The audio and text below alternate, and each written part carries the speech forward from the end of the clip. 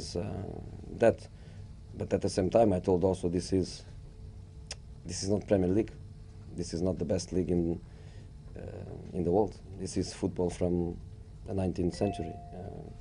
You know, too bad. You know. So with my players, I'm happy. What do you mean by 19th century football? What do you mean by that?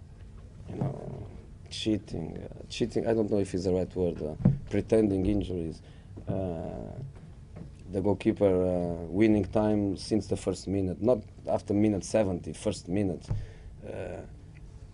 Medical staff coming in, kicking long balls to nobody. 10 defenders in the box. The defenders they didn't put one foot outside the box. So, you know, it's very basic, very, you know. But again, I'm nobody to criticize. And again, they are happy, they get the point. I hope the point means something for them in the end of the season.